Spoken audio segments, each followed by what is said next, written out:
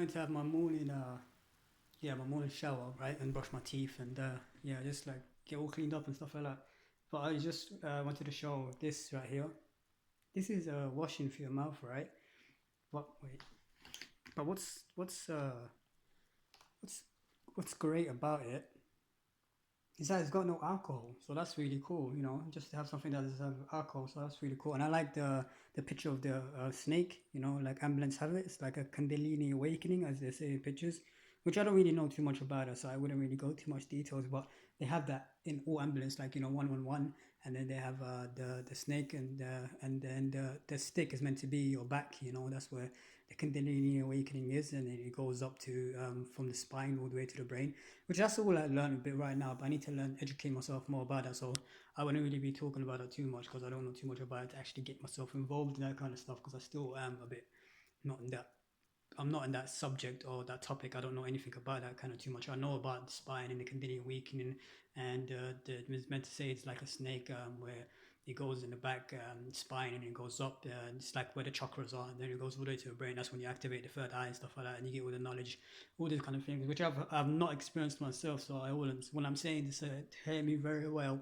It's not from experience. I haven't got any Kundalini awakening. I don't even know if that's even possible, if it's real. I would never say anything if I haven't dealt it with myself. Anyone can say, yeah, I have a Kundalini awakening and I'm enlightened and stuff like that, which I don't even know enlightenment even exists. It's such a pure, big thing, like the prophets, Jesus Christ, Muhammad sallallahu alaihi wasallam, and Buddha. These kind of people that came in are bad boys. You know what I mean? Who came here and like really was on to self development, self healing. They were self healing themselves as well. I think that's why and Jesus in the end he got himself killed because that was part of understanding there's no good or bad. He got to the point where he actually felt there's no good or bad because we come here and we're taught what's good and what's bad. Imagine someone just came and just basically took your brain and washed it clean and you're newborn, right?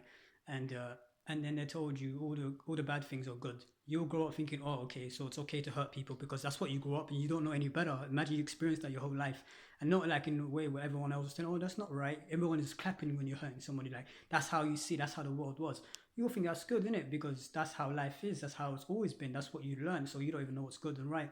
So I believe in Jesus Christ's situation. I think it's next kind of level where he started looking in with himself and understood like it's not about the body, because he even said it's not the body. He said it's the temple which is inside, which is the soul. And he cleansed himself so much where he purged and he self-healed himself by going into a cave and self-heal himself, And he even said, if you do break me to the Templars, which I think was the narcissist, the two Templars, who their ancestor or their father or whatever was a prophet, and I don't know which one it was, but I need to.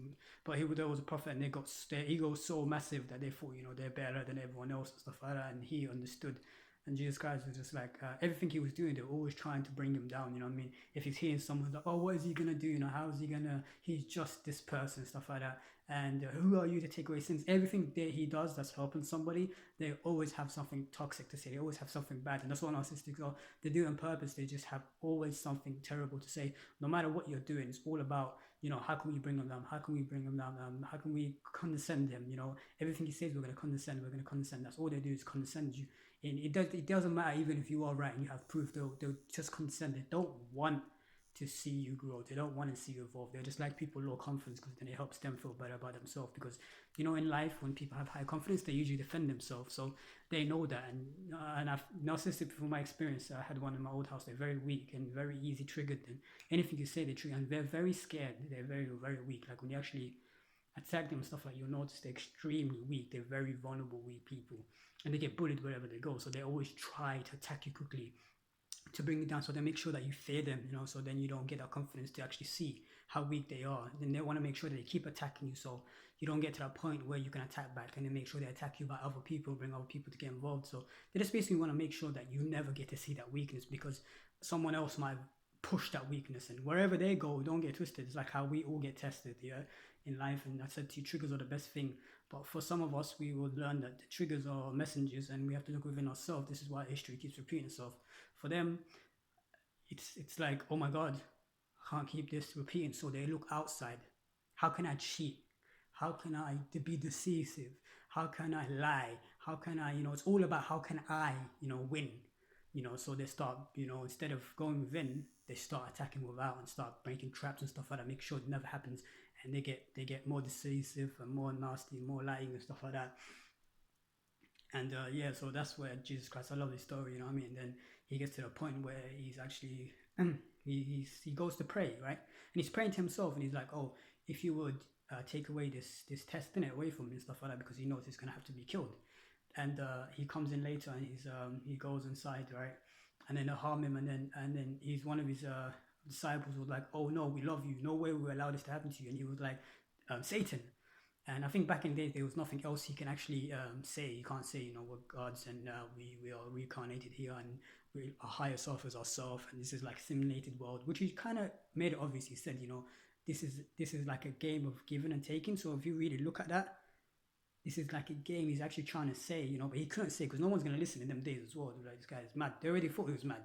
So imagine him saying this is not real, it's all simulated and this is all just for your involvement of personality and conscious. This is all conscious brain evolving place. This is nothing got to do with the body. There's nothing got to do with anything. It's all about in here. That's all that matters. That's the way the high drive is. Like computers. Computer doesn't work, does it? The screen doesn't work. What makes the computer work? It's the hard drive.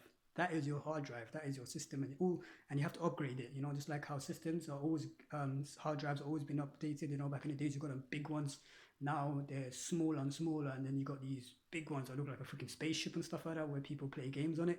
That's what your brain is, and you're here just to evolve. It's all conscious mind kind of game, and it's all up in here. It's got nothing to do with here. None of that. It's all up in here. This is what does everything. This is what sees everything. This is the only thing that's there. Your conscious mind is the only thing that brings into your experience, your life. That's why they say you manifest from the mind. The mind is literally creating. That's what God is. He's a creator, and that's what you are. You're his children. So if you are his children, you're gonna have um, the same gifts as him, as a creator. So you're here to create. You're here to evolve. You're here to have your conscious mind involved.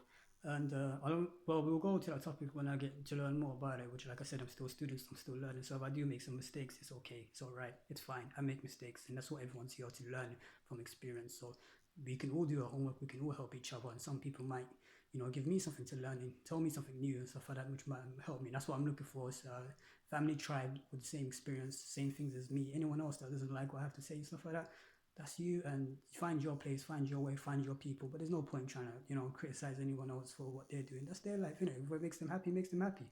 Small stuff. I don't care what people do, as long as there's that what makes them happy, and that's it. So I'm only looking for the people that accept what I do, accept what I like, and and say, that's what I like, that's what I do, that's what I want to learn. So I want to be a part of this group, and I welcome you into the group if you want to be a part of this group. um, but yeah, I really like what he said, and then ended it like Satan. And I think the only reason he said that was basically to say, your ego is involved. Satan is meant to be the ego, so he's like Satan, to his disciple, because disciples like, no, we don't allow that to happen to you. We love you, you know what I mean? He's like Satan. The only reason he said that is because he's saying that's your ego talking, because it's got nothing to do with the body. And he's healed himself so much, he's purged so much that he knows you should be loved. That's what you are. You are pure. You should not be loved. You are loved. Not you have to try to be something. He purged to the point where he's not acting. Doing, it's like acting is like, oh, you should. That's like acting like I should. Like you're not. That's you saying I'm not. But when you are, I am what I am. That is what I am. It's basically saying I am that. I am that. I am that person. Like everybody is a reflection of you. So that is you. So he's saying I am that person. That meaning is I was that person. I am that person. We're just dimensions in a different avatar body, but that's me. I'm experiencing myself when I was in that body with that ego. Now I'm experiencing myself when I'm in that. Even his disciples are trying to say, I am that I am. Well, that's a big topic. I need to learn more about it. I was watching some video which I really liked, and it talks about everyone. I think he said something about when he found God, he found out that God is within everything and everybody. And when he said, I am, he did, like, I think it was Moses or something like that. He was like, let my people go. And he said, how can I just go there and just, they'll kill me. And he's like, who should I say send me? He said, I am. He's like, what do you mean? Like, I am that I am. Trying to say that is me, that is you. That person is you. It's just different body. That's you from experiencing you're experiencing yourself from the other side of yourself. Instead of you being in that body, you're experiencing yourself to see yourself, who you are and who that is, and and it's really difficult kind of thing to understand. But you should do more. I'm gonna send some videos in my Facebook, know nothing mode. Do add that, and then you can see some videos of other people who educate themselves on that kind of stuff and would know more about them kind of things. And as a student, everyone's a teacher to each other. As a student myself, I like to learn from some people that resonate with me. There was one video I think it's called the life of the egg life or something like that, and it's just like it's really good. You should see it. Go to my nothing page, which I put a description on one of my other videos. You should see it. It's called Self Healing, Self Loving, Self Purging. And I love it because Jesus was just basically like Satan, and he's trying to say basically that's the ego in it. He's trying to say it's got nothing to do with the body. I should be, I am not a revengeful person. I am love. I am like nothing anyone does to me affects me. Like it's so pure. I'm so loving that it's cute. Seeing these people do this to me is cute because I am beautiful. I am love. I am kind, and they can do whatever they want. That's called unconditional love. He's got to that process of such unconditional love that he didn't even mind that he got killed. And that was part of his journey coming here, was to understand that he had to let his ego go by him even dying to a point where he had no revengeful thoughts, no anger, because he noticed this is, part of this lesson that he came here to do was to do it to fulfill the pure of unconditional love. You could say unconditional love, but what happens when someone trying to kill you? That you aren't gonna have any more unconditional love, are you? Can but mate, get the fuck out of here. So so like for me, I would never do that. Of course, I'm not in that. I would never go to them side. Prophets. That's what I'm saying. The next level. You know what I mean? They're extreme next level of purity of unconditional love. The real definition of unconditional love. But check that out. The story. You can watch it on YouTube as well. Animated. I love the animated one. Jesus Christ animated one. So they have one there to watch. It's really cool and start to see the spiritual knowledge of it, not what the Bible says and all that kind of stuff. The spiritual knowledge of it, like your brain will will notice when some messages are sent to you through these kind of videos and stuff like that. But you just have to notice some things for yourself, and then you understand. Oh, okay, but not everything's right. But some things are scripted, changed by human beings, and written down just for their beneficial to control, and let people know that they are weak and they need a savior. You don't need a savior. You're not weak. You are pure love. You are pure kindness. You are pure strength. You are pure manifesting, conscious, beautiful being.